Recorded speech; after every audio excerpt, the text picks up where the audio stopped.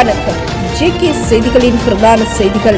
முதலில் தலைப்புச் செய்திகள். ஹேமஸ்ரீ மற்றும் பூஜ்யத்திற்கு எதிரான ஈஸ்டர் வழக்கு ஒத்திவைப்பு. சட்டவிரோத கடவுச்சீட்டுகளை தயாரித்த குற்றச்சாட்டில் போலீஸ் நிலைய பொறுப்பதிகாரி கைது. நாடளாவிய ரீதியில் இன்று முதல் ஜூன் 2 வரை வெசாக் வாரம் பிரகடனம். 20 நாட்களேயான சிசுவை விற்ற தாயும் வாங்கிய பெண்ணொருவரும் கைது. எதிர்வரும் 31 அரச விடுமுறை தினம் அறிவிப்பு. MK சிவாஜிலிங்கம் மீது ராமநாதன் அர்ச்சுனா பொறாமைப்படுவதாக குற்றச்சாட்டு. பல்கலைக்கழக மாணவர்களிடையே மனச்சோர்வு அதிகரித்துள்ளதாக ஆய்வறிக்கையில் கண்டறிவு. நாட்டில் 200க்கும் மேற்பட்டோர் மூளைக்காய்ச்சலால் பாதிப்பு. துறவிகள் தொடர்பான குற்றச்சாட்டுக்கள் சங்க நீதிமன்றங்களில் விசாரிக்கப்பட வேண்டுமென வலியுறுத்தல்.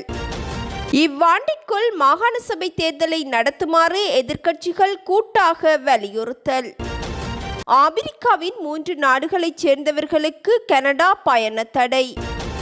மாகாண சபை தேர்தலை அரசாங்கம் இவ்வாண்டிற்குள் நடத்த வேண்டும் எனவும் தேர்தலை நடத்துவதற்கு அரசாங்கம் எடுக்கும் தீர்மானங்களுக்கு முழுமையான ஒத்துழைப்பை வழங்குவோம் எனவும் எதிர்க்கட்சிகளின் பிரதிநிதிகள் கூட்டாக வலியுறுத்தியுள்ளனர். பழைய தேர்தல் முறைமையின் கீழ் மாகாண சபை தேர்தலை நடத்தவும் வேட்புமனு தாக்கலின் போது பெண்கள் மற்றும் இளைஞர் பிரதிநிதித்துவத்திற்கு சுய விருப்பத்தின் அடிப்படையில் 25% பிரதிநிதித்துவம் ஒதுக்கீட்டை வழங்கவும் 43 அரசியல் கட்சிகள் ஏகமனதாக தேர்தல்கள் ஆணைக்குழுவிற்கு இணக்கம் தெரிவித்துள்ளதாகவும் எதிர்க்கட்சிகள் கூட்டாக அறிவித்துள்ளன. ஈஸ்டர் ஞாயிறு பயங்கரவாத தாக்குதல் தொடர்பான முன்னெச்சரிக்கை உளவு தகவல்கள் கிடைத்திருந்தும் அதனை தடுப்பதற்கு நடவடிக்கை எடுக்க தவறியமை மற்றும் குற்றவியல் ரீதியாக கடமையில் இருந்து தவறியமை உள்ளிட்ட குற்றச்சாட்டுகள் சுமத்தப்பட்டுள்ள முன்னாள் பாதுகாப்பு செயலாளர் ஹேமஸ்ரீ பெர்னாண்டோ மற்றும் முன்னாள் போலீஸ் மா அதிபர் பூஜித ஜெயசுந்தர ஆகியோருக்கு எதிராக தாக்கல் செய்யப்பட்ட வழக்குகளை ஜூன் 12 விசாரணைக்கு எடுக்குமாறு கொழும்பு 3 அடங்கிய நிரந்தர மேல் நீதிமன்ற நீதிபதிகள் குழாம் உத்தரவிட்டுள்ளது. இந்த வழக்குகள் இன்று பிரியந்த லியனகே, விராஜ் வீரசூரிய மற்றும் திலகரத்ன பண்டார ஆகிய நீதிபதிகள் அடங்கிய 3 அடங்கிய மேல் நீதிமன்ற நீதிபதிகள் குழாம் முன்னிலையில் விசாரணைக்கு எடுத்துக் கொள்ளப்பட்டது. இதன்போது பிரதிவாதிகளான முன்னாள் பாதுகாப்பு செயலாளர் ஹேமஸ்ரீ பெர்னாண்டோ மற்றும் முன்னாள் போலீஸ் மா அதிபர் பூஜித ஜெயசுந்தர ஆகியோர் நீதிமன்றில் முன்னிலையாக இருந்தனர். இதனை அடுத்து இந்த வழக்குகளுக்கு தேவையான சமர்ப்பணங்களை முன்வைப்பதற்காக வழக்குகளை ஜூன் 12 விசாரணைக்கு எடுக்குமாறு 3 அடங்கிய நீதிபதிகள் குழாம் உத்தரவிட்டுள்ளது. 19 சீன பிரஜைகளுக்கு சட்டவிரோதமான முறையில் வெளிநாட்டு கடவுச்சீட்டுகளை தயாரித்து கொடுத்த குற்றச்சாட்டில் வெலிக்கடை போலீஸ் நிலையத்தின் பொறுப்பதிகாரி ஒருவர் கைது செய்யப்பட்டுள்ளார்.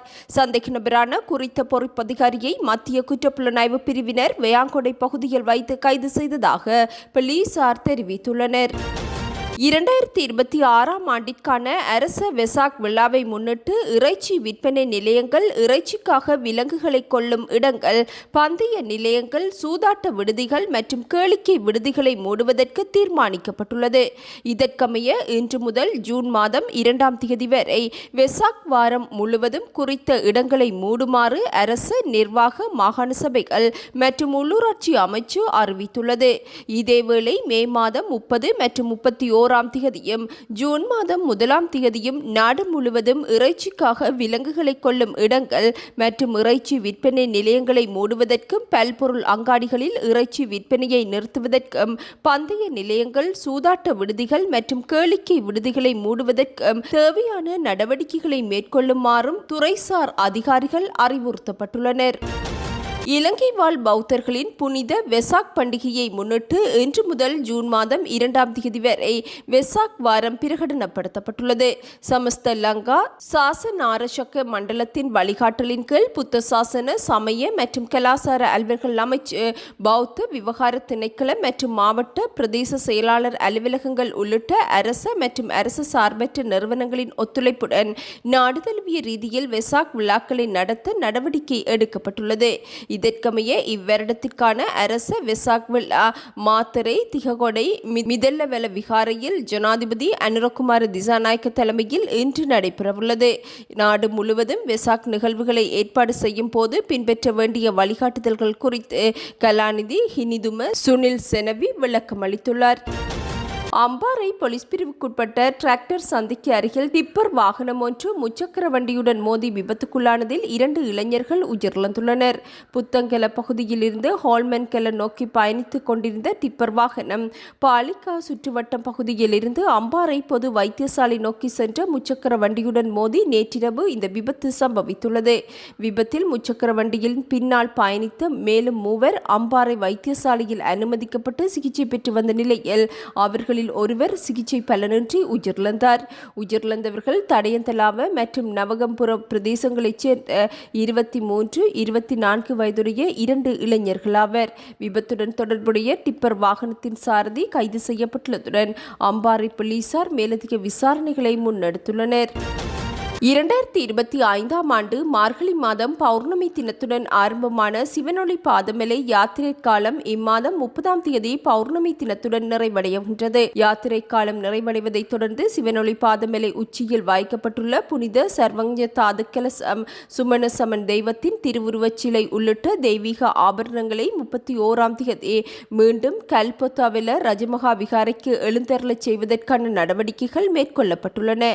இதற்கமைய இரத்தினபுரி குருவிட்ட வீதி மற்றும் இரத்தினபுரி ஏரத்தன வீதி ஊடாக 2 ஊர்வலங்களாகவும் நல்லதண்ணி பகவந்தலாவ இரத்தினபுரி வீதி மற்றும் நல்லந்தரி லக்சபான கழுகல அவிசாவலை இரத்தினபுரி வீதி ஊடாக 2 ஊர்வலங்களுமாக மொத்தமாக 4 ஊர்வலங்கள் மூலம் இப்பொருட்கள் கொண்டு செல்லப்படும் எனவும் அறிவிக்கப்பட்டுள்ளது.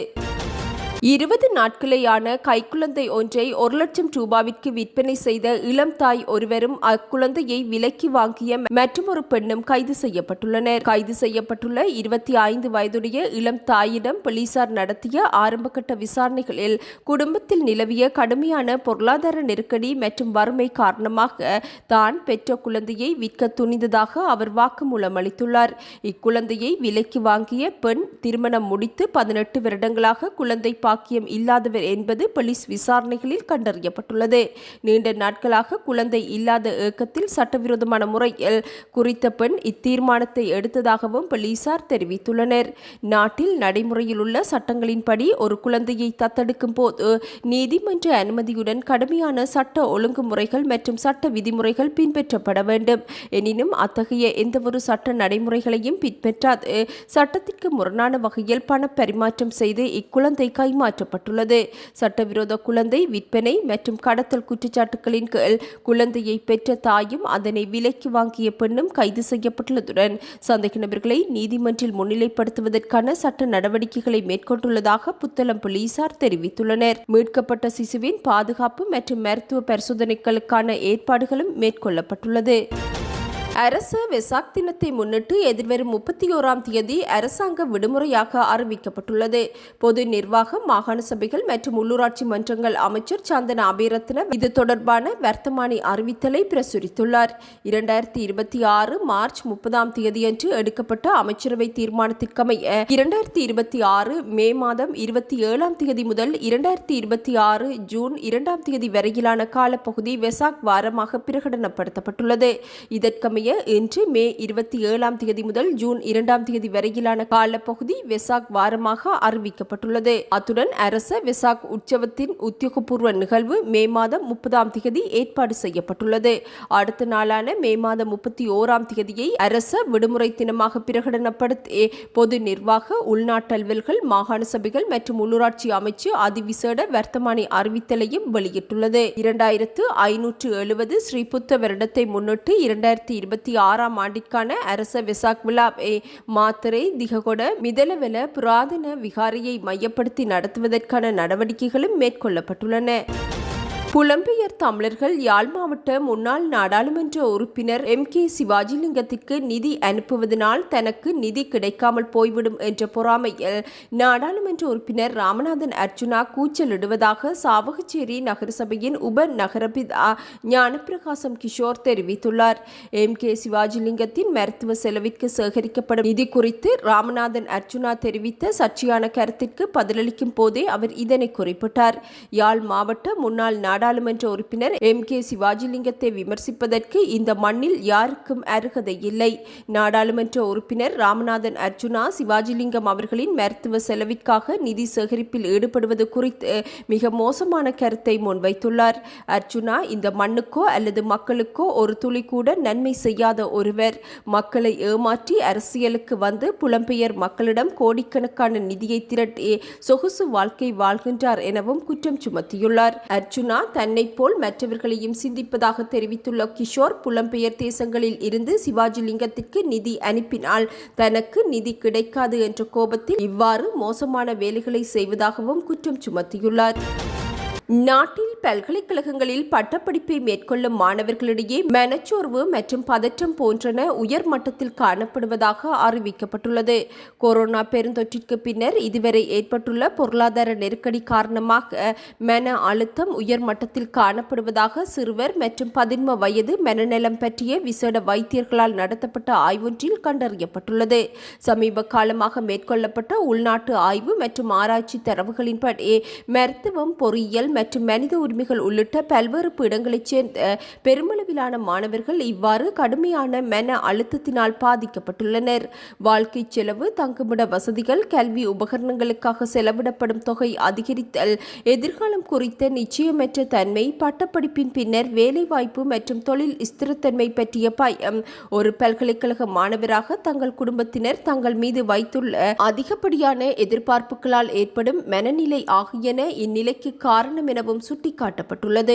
உயர்கல்வி முறைக்குள் நிலவும் கடுமையான போட்டித்தன்மை மாணவர்களின் மன அழுத்தத்திற்கு முக்கிய காரணியாக அடையாளம் காணப்பட்டுள்ளதாகவும் ஆய்வாளர்கள் தெரிவித்துள்ளனர். அதிகப்படியான பாடத்திட்டம், தொடர்ச்சியான மதிப்பீடுகள் மற்றும் புள்ளி மதிப்பு குறித்த முக்கியத்துவம் காரணமாக திறமையான மாணவர்கள் கூட மன ரீதியாக பாதிக்கப்பட்டுள்ளதாகவும் மருத்துவர்கள் தெரிவித்துள்ளனர். இதற்கு மேலதிகமாக சில பல்கலைக்கழகங்களில் காணப்படும் மாணவர்களிடையேயான பகிடிவதை விசேடமாக முதலாம் வருட மாணவர்கள் கடுமையான அதிர்ச்சிக்கும் சமூகத்தில் இருந்து தனிமைப்படுத்தப்படுவதனாலும் தீவிர மன அழுத்தத்திற்கு உள்ளாகின்றனர். பல்கலைக்கழகங்களில் மருத்துவ மையங்கள் மற்றும் மாணவர் ஆலோசனை சேவைகள் நிறுவப்பட்டிருந்த போதிலும் மாணவர்கள் அவற்றை மிக குறைந்த அளவிலேயே பயன்படுத்துவதாகவும் சிறுவர் மற்றும் 11 வயது மனநலம் பற்றிய விசேட வைத்தியர்கள் தெரிவித்துள்ளனர். நாட்டின் பல பகுதிகளில் மெனிஞ்சைடிஸ் எனப்படும் மூளைக்காய்ச்சல் நோயாளர்கள் அதிகளவில் பதிவாகியுள்ளதாக அறிவிக்கப்பட்டுள்ளது. இதுவரை 203 நோயாளர்கள் தெனியாய, தியத்தலாவ, ரிகிலஸ்கட் மற்றும் கண்டி ஆகிய பகுதிகளில் பதிவாகியுள்ளதாக சுகாதார பிரதி அமைச்சர் ஹன்சக விஜயமுனி தெரிவித்துள்ளார். எனினும் இந்நோய் பரவல் குறித்து பொதுமக்கள் தேவையற்ற பயமோ அல்லது அச்சமோ கொள்ள தேவையில்லை எனவும் அவர் தெரிவித்துள்ளார். இதேவேளை இந்நோய் குறித்து தொற்று நோயியல் நிபுணர்கள் தற்போது விரிவான பரிசோதனைகளை ஆரம்பித்துள்ளதாகவும் சுகாதார பிரதி அமைச்சர் ஹன்சக விஜயமுனி குறிப்பிட்டுள்ளார். ஊவா மாகாணத்தில் கடந்த 5 மாத காலப்பகுதியில் 80 சிறுவர்கள் மிக மோசமான நடத்தைகளுக்கு உள்ளாக்கப்பட்டுள்ளதாக ஊவா மாகாண நன்னடத்தை ஆணையாளர் தீக்ஷண எதிரிசூரிய தெரிவித்துள்ளார். ஊவா மாகாணத்தின் வெள்ளவாய மற்றும் மொனராகலை ஆகிய பகுதிகளில் இருந்தே இவ்வாறான சம்பவங்கள் அதிகளவில் பதிவாகியுள்ளதாகவும் அவர் சுட்டிக்காட்டியுள்ளார். ஊவா மாகாணத்தில் 604 சிறுவர் இல்லங்கள், சிறுவர் அபிவிருத்தி இல்லங்கள், சான்றளிக்கப்பட்ட பாடசாலைகள், சிறுமிகள் பயிற்சி ஆலோசனை மையங்கள், சிறுமிகள் தங்குமிட மையங்கள் மற்றும் தங்குமிட இல்லங்கள் ஆகிய 18 நிறுவனங்களில் தங்கி வாழ்ந்து வருவதாகவும் ஊவா மாகாண நன்னடத்தை ஆணையாளர் குறிப்பிட்டுள்ளார். எனினும் இவ்வாண்டின் இதுவரையான காலப்பகுதியில் 186 வழக்குகள் பதிவாகியுள்ளதாகவும் பாலியல் துஷ்பிரயோகம் மற்றும் கடத்தல் தொடர்பான 80 வழக்குகளும் பராமரிப்பு மற்றும் பாதுகாப்பு தொடர்பான 60 வழக்குகளும் உள்ளடங்குவதாக அவர் சுட்டிக்காட்டியுள்ளார். துறவிகளின் ஒழுக்கத்தன்மையை முதலில் சங்க நீதிமன்றங்கள் மூலமே விசாரணை செய்ய வேண்டுமெனவும் அதன் பின்னரே சாதாரண நீதிமன்றத்திற்கு அதனை கொண்டு செல்ல வேண்டுமெனவும் பெலாங்கொடை கசப்ப தேரர் தெரிவித்துள்ளார். தனிப்பட்ட சம்பவத்தை மையமாக வைத்து ஒட்டுமொத்த பௌத்த சாசனத்தையும் அவமதிக்கும் செயற்பாடுகளை தாம் வன்மையாக கண்டிப்பதாகவும் அவர் குறிப்பிட்டுள்ளார். பாலியல் துஷ்பிரயோகம் தொடர்பில் அண்மையில் நடைபெற்ற ஊடக சந்திப்பில் ஊடகவியலாளர்கள் எழுப்பிய கேள்விக்கு பதிலளிக்கும் போதே கசப்ப தேரர் இதனை தெரிவித்தார். பல்லேகம ஹேமரத்ன தேரர் தற்போதைய நிலையில் நீதிமன்றத்தினால் குற்றவாளியாக அறிவிக்கப்படவில்லை. ஒரு சிறிய குழந்தை துன்புறுத்தப்பட்டிருந்தால் அது தொடர்பில் சட்டத்தை நடைமுறைப்படுத்த நாங்கள் ஒருபோதும் தடையாக இருக்கவில்லை. நீதிமன்றம் ஊடாக அதற்கான சட்ட நடவடிக்கைகள் முன்னெடுக்கப்பட வேண்டும். எனினும் நீதிமன்றம் ஒருவரை குற்றவாளியாக அறிவிக்கும் முன்பே சமூக ஊடகங்கள் அவரை குற்றவாளியாக்கி தீர்ப்பு வழங்கியுள்ளன. பௌத்த துறவிகள் என்ற வகையில் புத்த பெருமானால் அருளப்பட்ட தர்ம ஒழுக்க நெறிக்கு அமையவே துறவிகளின் பிரச்சனைகளை தீர்க்க வேண்டும் என்ற நிலைப்பாட்டிலேயே நாம் இருக்கின்றோம். இதற்காக அரசியலமைப்பின் 105(4) பிரிவின் கீழ் சங்க நீதிமன்றங்களை ஸ்தாபிக்க முடியும். இருப்பினும் அதற்கான ஏற்பாடுகளை நாடாளுமன்றம் இதுவரை சட்டமாக்கவில்லை. இதனாலேயே துறவிகளின் பிரச்சனைகளை ஊதி பெரிதாக்கி ஒட்டுமொத்த மகா சங்கத்தினரையும் குற்றம் சாட்டும் நிலை ஏற்பட்டுள்ளது. பல்லேகம ஹேமரத்ன தேரர் என்பவர் ஒட்டுமொத்த பௌத்த சாசனத்தையும் பிரதிநிதித்துவப்படுத்துபவர் அல்ல. அவர் அட்டமஸ்தானத்தின் விகாராதிபதி மாத்திரமே. விகாராதிபதியாக இருப்பதன் அர்த்தம் அவர் மாத்திரமே பௌத்த சாசனத்தில் இருக்கும் ஒரே ஒரு பிக்கு என்பது அல்ல. அவரை விடவும் ஒழுக்க சீலர்களாக தர்மத்தின் வழிவந்த பல தேரர்கள் இன்றும் ஆரண்யங்களில் வசிப்பதாக பல்லாங்கொடை கசப்ப தேரர் தெரிவித்துள்ளார். எனவே துறவிகளின் ஒழுக்கத்தன்மையை முதலில் சங்க நீதிமன்றங்கள் விசாரணை செய்ய வேண்டும் எனவும் பின்னர் சாதாரண நீதிமன்றத்திற்கு அதனை கொண்டு செல்ல வேண்டும் எனவும் தெரிவித்துள்ள தேரர் இந்த முறைமை அரசாங்கத்திற்கு தெரியவில்லை என்பது வேதனையான விடயம் எனவும் சுட்டிக்காட்டியுள்ளார். வறுமையை ஒழிக்க நடவடிக்கை எடுக்காமல் ஒரு தனிப்பட்ட சம்பவத்தை மையமாக வைத்து ஒட்டுமொத்த பௌத்த சாசனத்தையும் அவமதிக்கும் செயற்பாடுகளை தாம் வன்மையாக கண்டிப்பதாகவும் பல்லாங்கொடை கசப்ப தேரர் தெரிவித்துள்ளார். எபோலா வைரஸ் தொற்று இருப்பதாக சந்தேகிக்கப்படும் உகண்டா நாட்டைச் சேர்ந்த பெண் ஒருவர் இந்தியாவின் பெங்களூர் தொழில்நுட்ப மையத்தில் தனிமைப்படுத்தப்பட்டுள்ளதாக அந்நாட்டு ஊடகங்கள் செய்தி வெளியிட்டுள்ளன. குறித்த பெண்ணுக்கு எபோலா தொற்று இருப்பது உறுதி செய்யப்பட்டால் 2014ஆம் ஆண்டிற்கு பின்னர் தெற்காசிய நாடொன்றில் பதிவாகும் முதல் எபோலா நோயாளி இவராவார். உலக சுகாதார அமைப்பினால் சர்வதேச பொது சுகாதார அவசர நிலையாக பிரகடனப்படுத்தப்பட்டுள்ள இந்நோய் இந்தியாவில் இதுவரை எவருக்கும் கண்டறியப்படவில்லை என அந்நாட்டு சுகாதார அமைச்சர் அறிவித்த மறுநாளில் இத்தகவல் வெளியாகியுள்ளது. 28 வயதான உகண்டா நாட்டு பெண் உடலில் லேசான வலி இருப்பதாக தெரிவித்துள்ள போதிலும் அவரது ஆரோக்கிய நிலை சீராக இருப்பதாக கூறப்படுகின்றது. எவ்வாறாயினும் குறித்த பெண்ணிடம் பெறப்பட்ட மாதிரிகளின் பரிசோதனை முடிவுகள் இதுவரை கிடைக்கப்பெறவில்லை. கிழக்கு ஆப்பிரிக்காவில் இருந்து வந்த இப்பெண் அகமதாபாத்திலிருந்து பெங்களூர் நகரத்திற்கு பயணம் செய்துள்ளார். விமான நிலையங்கள் மற்றும் நுழைவு வாயில்களில் இந்தியா சோதனைகளையும் கண்காணிப்பு நடவடிக்கைகளையும் ஆரம்பித்துள்ளதுடன் பரிசோதனை, தனிமைப்படுத்தல் மற்றும் பிற பாதுகாப்பு நடவடிக்கைகள் குறித்த வழிகாட்டுதல்களையும் வெளியிட்டுள்ளதாக அந்நாட்டு ஊடகங்கள் செய்தி வெளியிட்டுள்ளன. கொங்கோ, உகண்டா மற்றும் தெற்கு சூடான் ஆகிய நாடுகளுக்கு அத்தியாவசியமற்ற பயணங்களை தவிர்க்குமாறும் இந்தியா தனது குடிமக்களை கோரியுள்ளது. ஆப்பிரிக்காவில் நிலவும் பொது சுகாதார சிக்கல்கள் காரணமாக இவ்வாரம் புதுடெல்லியில் நடைபெறவிருந்த இந்திய ஆப்பிரிக்க மன்ற உச்சி மாநாடும் ஒத்திவைக்கப்பட்டுள்ளது. உலக சுகாதார அமைப்பின் தகவல் படி உலகளவில் சந்தேகிக்கப்படும் 900க்கும் மேற்பட்ட நோயாளிகளில் 101 பேருக்கு புந்தி புக்யோ என்னும் வைரஸ் வகை இருப்பது உறுதி செய்யப்பட்டுள்ளது. இவ்வைரஸிற்கு இதுவரை அங்கீகரிக்கப்பட்ட தடுப்பூசியோ அல்லது சிகிச்சையோ இல்லை என்பதும் குறிப்பிடத்தக்கது. எபோலா வைரஸ் பரவும் அபாயம் காரணமாக ஆப்பிரிக்காவின் 3 நாடுகளைச் சேர்ந்தவர்களுக்கு தற்காலிக பயண தடையை விதிக்க கனடா தீர்மானித்துள்ளது. இதன்படி கொங்கோ ஜனநாயக குடியரசு, உகண்டா மற்றும் தெற்கு சூடான் ஆகிய நாடுகளில் வசிப்பவர்கள் புதன்கிழமை முதல் 90 நாட்களுக்கு கனடாவிற்குள் நுழைவதற்கு தடை விதிக்கப்பட்டுள்ளது. எபோலா வைரஸ் கனடாவிற்குள் நுழைவதையும் அது நாட்டில் பரவுவதையும் தடுப்பதற்காகவே இத்தீர்மானம் எடுக்கப்பட்டதாகவும் கனடிய அரசாங்கம் அறிவித்துள்ளது. கொங்கோ ஜனநாயக குடியரசில் புந்தி புக்யோ வகை எபோலா வைரஸ் தேசிய தொற்று நோய் நிலையை எட்டுவதற்கான அபாயம் மிகவும் அதிகம் என உலக சுகாதார அமைப்பு அண்மையில் அறிவித்திருந்தது. இதற்கிடையே கடந்த வாரங்களில் இந்த 3 நாடுகளுக்கும் பயணம் செய்த அமெரிக்கர் அல்லாத குடிமக்கள் அமெரிக்காவிற்குள் நுழைவதற்கும் அமெரிக்கா கடந்த வாரம் தடை விதித்திருந்தது. இருப்பினும் பாதிக்கப்பட்ட பகுதிகளில் தங்கியிருந்த ஆனால் நோய் அறிகுறிகள் இல்லாத கனடிய பிரஜைகள், நிரந்தர வதிவிட உரிமம் கொண்டவர்கள் மற்றும் பிற வெளிநாட்டவர்கள் மே மாதம் 30ஆம் தேதி முதல் 21 நாட்கள் தனிமைப்படுத்தலுக்கு உட்படுத்தப்பட வேண்டும் எனவும் அறிவிக்கப்பட்டுள்ளது. அமெரிக்கா, கனடா, பஹாமாஸ் ஆகிய நாடுகளில் இதுவரை எந்தவொரு எபோலா நோயாளியும் அடையாளம் காணப்படவில்லை எனவும் சர்வதேச ஊடகங்கள் செய்தி வெளியிட்டுள்ளன. இத்துடன் இன்று எமது பிரதான செய்திகள் நிறைவடைகின்றன. நமது அடுத்த பிரதான செய்திகளை நாளை எதிர்பாருங்கள். வணக்கம்.